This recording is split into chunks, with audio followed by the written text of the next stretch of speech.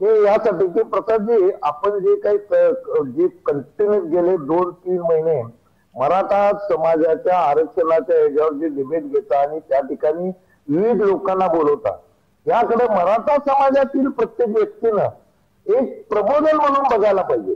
कारण जे काही कारण प्रत्येक अभूतपूर्व परिस्थिती आहे. अशा वेळी कायदेशीर दृष्ट्या काय, सामाजिक दृष्ट्या काय आणि वेगवेगळ्या विचारवंतांचे विचार काय, की असं एका प्लॅटफॉर्मवर आणून त्यांना आपण बोलतं करून जी जे काय आपण जे काही त्यातून करत होतो, काही जणांना वाटतं की असं की थोडंफार काहीतरी हे चुकीचं आहे.